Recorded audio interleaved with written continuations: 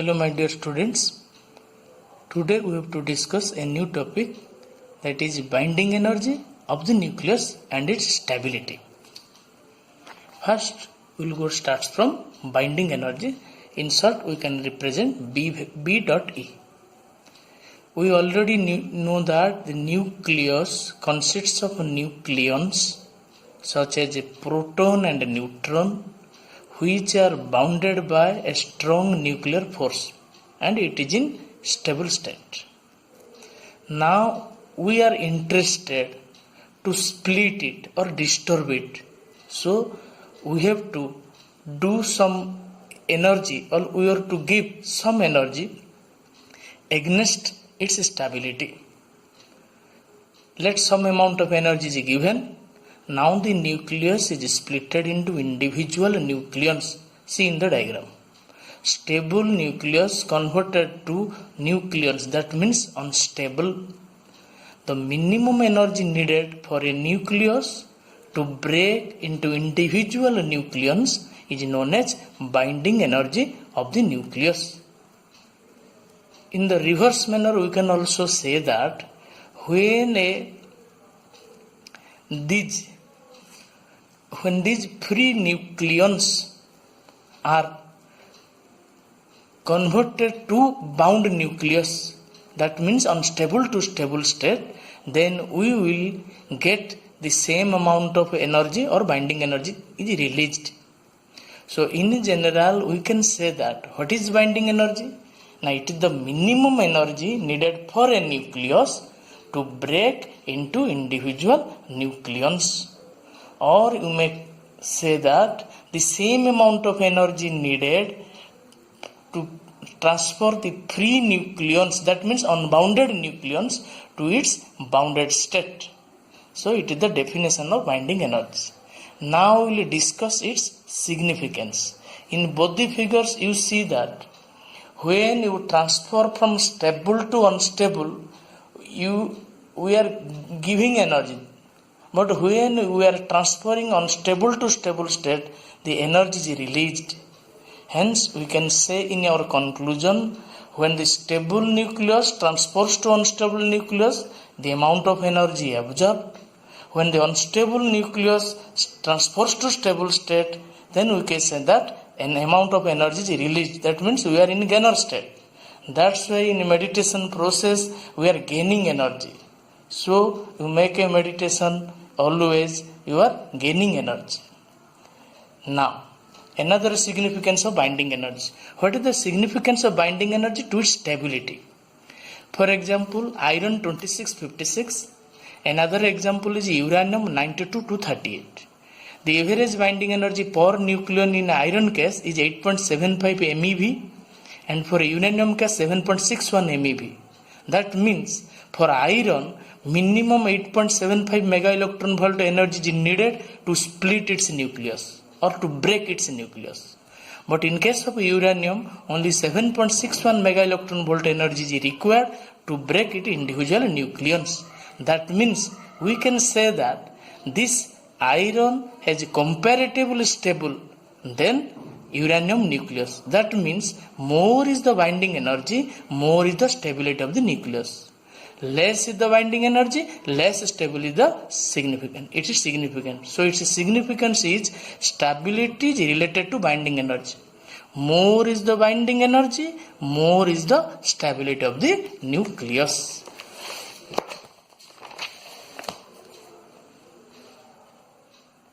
Now we will discuss about what is mass defect of the nucleus. This term is also related with the binding energy. First you see the diagrams. Left hand side, this is a stable nucleus, consists of a neutron and protons bounded by nuclear force. We are giving some amount of binding energy, then it is split into individual nucleons, that means unstable state. Now, if you will weight of the stable nucleus and free nucleons, let stable nucleus, the mass amount is X unit, and the individual nucleus mass amount is Y unit. If you will measure in a balance, then you will see that this Y will be more and this x will be less. That means this mass will be more and this mass will be less. So this difference is known as mass defect. Why this occurs? Why this mass defect occurs? The origin is that we are giving energy to the stable nucleus. Now this energy converted to mass. That's why mass of individual nucleons is comparatively greater than mass of single nucleus. This difference in mass is known as mass defect. How can we define mass defect? Mass defect of a nucleus can be defined as the difference of total mass of individual nucleons, that means this one, and the mass of the single nucleus. This is the mathematical representation of mass defect formula. Here we see in left hand, this term is written total mass of individual nucleons.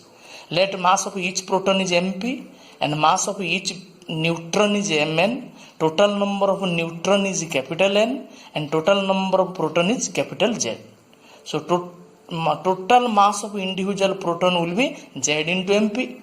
Total mass of neutron is N into Mn. This is treated as total mass of individual nucleons. Minus capital M represent mass of the nucleus. Here within bracket we have represented Z and N, that represent this nucleus contains Z number of proton and N number of neutron. In example, these data are given, so by calculating in this way, you can calculate the formula of mass defect, or it may be in terms of kg or it may be in terms of atomic mass unit. So now, we are confirmed that the origin of mass defect is for which purpose? Now, mass defect is originated due to this binding energy. Binding energy is converted to mass. That's why this mass defect occurs. So our answer is, why mass increases? Now, due to absorption of binding energy. Hence binding energy is the cause of the mass defect. So by mathematically, by using Einstein's mass energy relation, we can also say that binding energy is also numerically expressed as the energy equivalent of mass defect. This is the formula of binding energy, delta m into c square. When the numerals come, first you calculate the mass defect. Then by using this formula, you can calculate the binding energy. If in the question mass defect is in terms of kg, then you follow this formula. If in the question mass defect is in the form of atomic mass unit, you remember that earlier we have discussed one atomic mass unit energy equivalent is 931 mega electron volt. Hence, in this problem, when it is expressed in atomic mass unit, first you calculate the mass defect in atomic mass unit, then you multiply 931, then you can calculate the binding energy of the nucleus.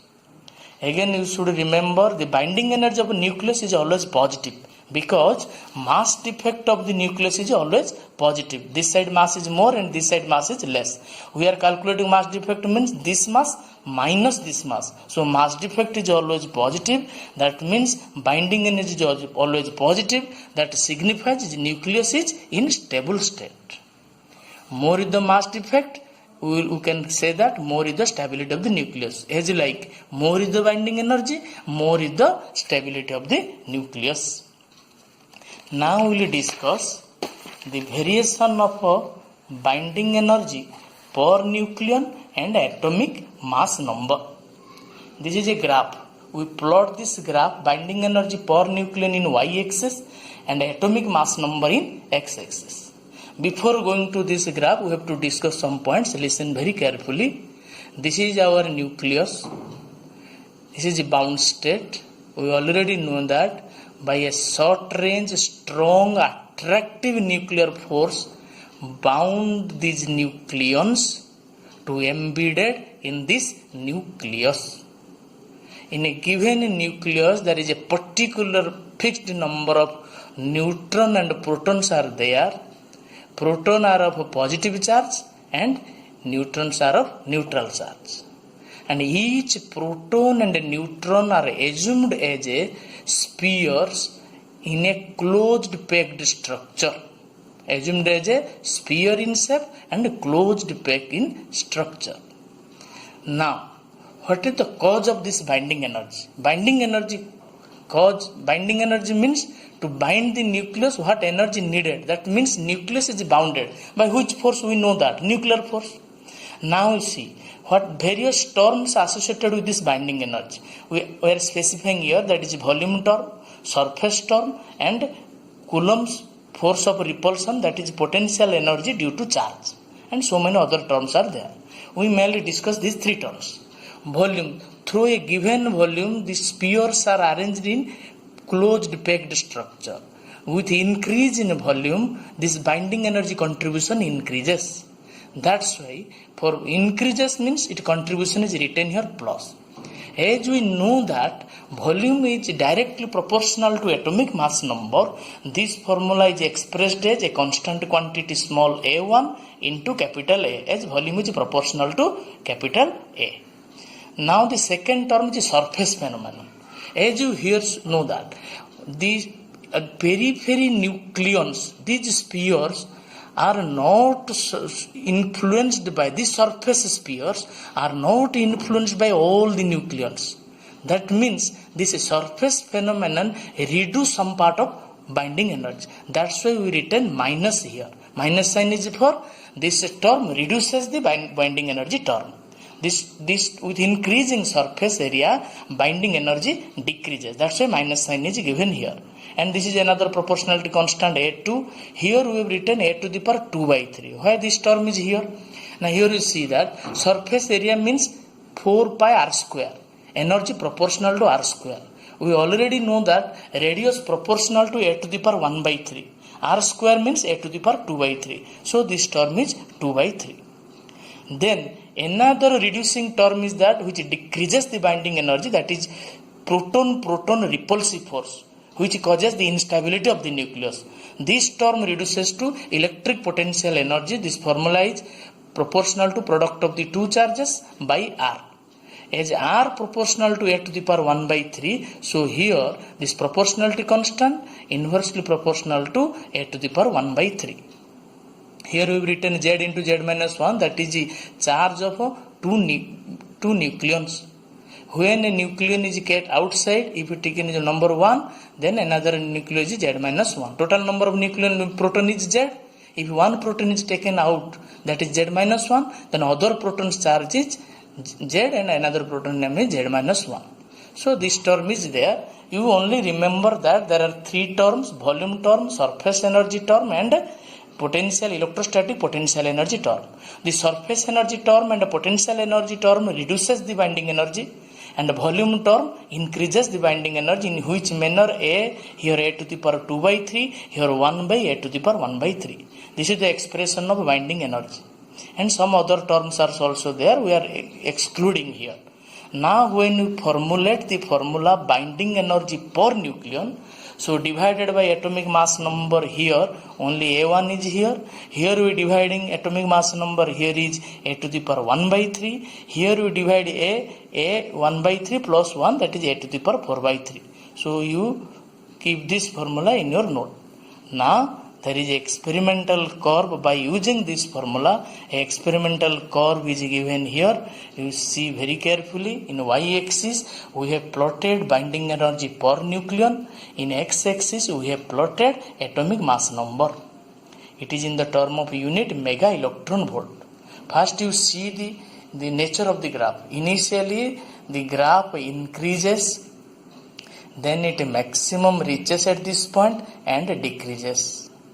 So we can say in our language, with increasing atomic mass number, binding energy per nucleon increases initially and peaks at iron 56. Iron has atomic mass number 56.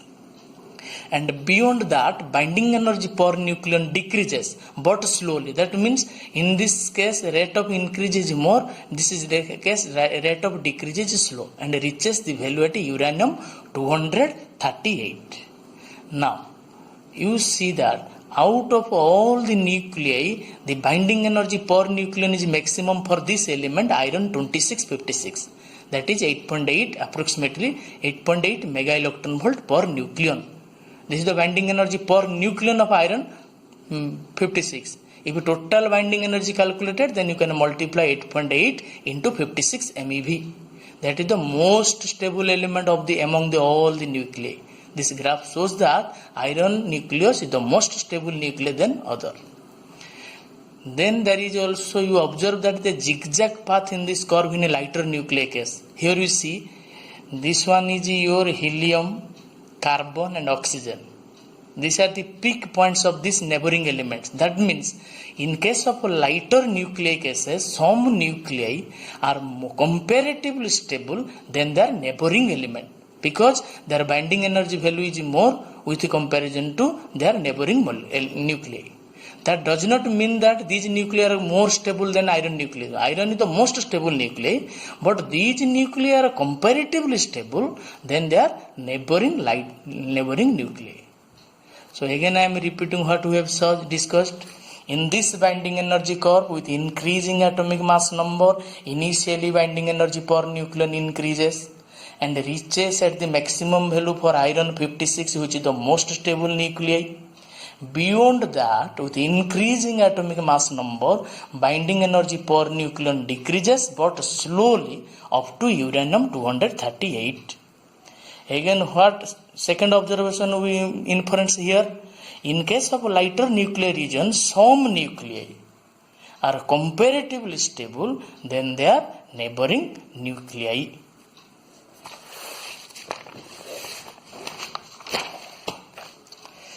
Now again you see this graph. This is the rough nature of the graph, binding energy per nucleon in y-axis, and this is atomic mass number.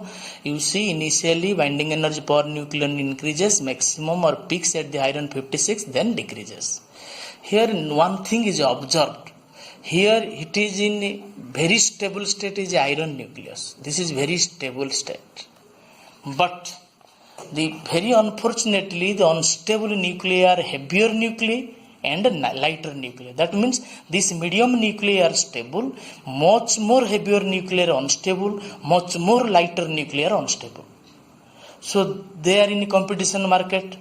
These heavier nuclei and these lighter nuclei have a tendency to like this medium sized nuclei, iron nuclei. What they will do? Now these lighter nuclei, they will recombine, one or more, two lighter nuclei will recombine to form a medium sized nuclei, become stable. Here what happens? The heavier nuclei itself disintegrate into two medium sized nuclei and become stable. So we will discuss step by step.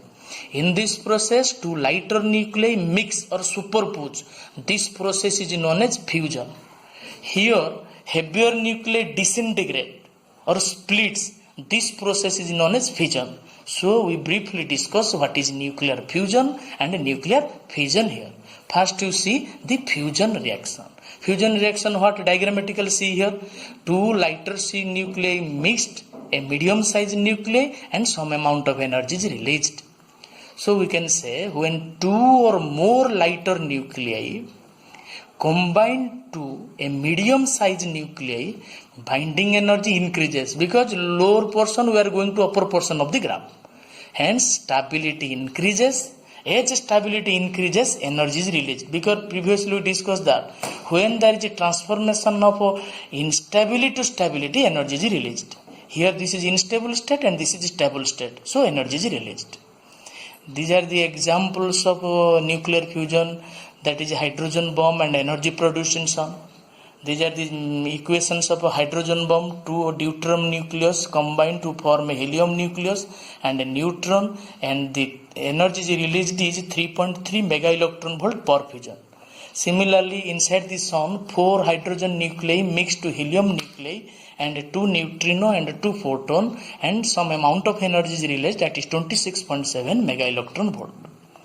Again we come to fission nuclei. Fission nuclei, in which nuclei participates? The nuclei of a heavier element beyond this region. This region nuclei belongs to fission reaction. What will happen here? Heavy nuclei splits to medium sized nuclei, same size nuclei equivalent to iron nuclei, and some amount of energy released here also.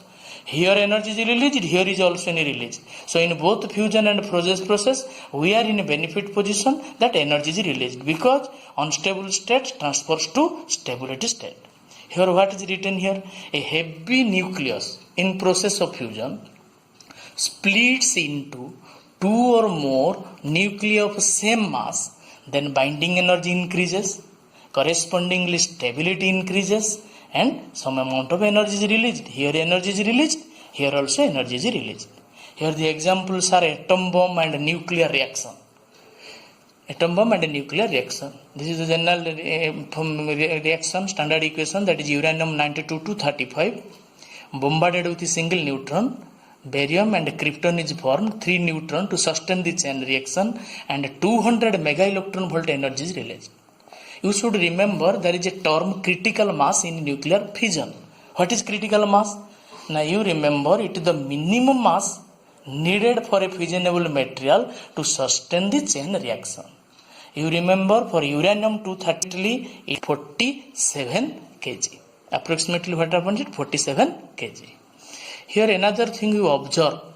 In case of fusion, same nuclei. In case of fusion, two same nuclei fuse together. Same nuclei means they are in same charge. How they fuse? So for this process, we need some high energy. That means high temperature. That's why fusion reaction is known as thermonuclear reaction. Thermonuclear reaction. Now another term is also there, that is packing fraction. This is also related to binding energy. First you know acquainted with this symbol, that is packing fraction. Symbol is F here. Packing fraction formula is m minus a by divided a. What is m here? M means that is original mass or practical mass of the nucleus. A means atomic mass number. You can say also theoretical mass. So this is the formula of a packing fraction, m minus a practical mass minus theoretical mass by mass number. Or you can say it is mass defect per nucleon. By manipulation this formula is also there, m is equal to a whole into 1 plus m. If f is given, you can calculate the practical mass. If practical mass and theoretical mass is given, then you can also calculate the packing fraction. Now we have to distinguish what is the value of packing fraction. What is the significance of this packing fraction to the stability of the nucleus? You first remember, if packing fraction is positive, then a nucleus is unstable. That means your practical mass is greater than its theoretical mass. If packing fraction is negative, that means practical mass, then we can say that it is a stable nuclei. It is observed that if atomic mass number is very less, that means lighter nuclei, a less than 20, or atomic mass number is very high, greater than 180, the packing fraction is positive. That means unstable state. If atomic mass number is in the range 20 to 180, that is intermediate state, then the nucleus is stable. So you can explain by this diagram also packing fraction versus atomic mass number. This portion of the graph represents the intermediate state, that is stable nuclei. Heavier region graph is unstable nuclei, and lighter nuclei is unstable nuclei. Below atomic mass number 20 belongs to lighter nuclei, that is unstable nuclei. Above 180, that is also heavier nuclei. This process belongs to nuclear fission, and this process belongs to nuclear fusion, and this is the intermediate state.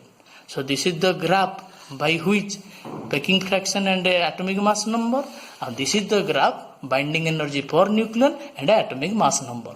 From both these graph we can compare the stability of the nucleus. Thank you.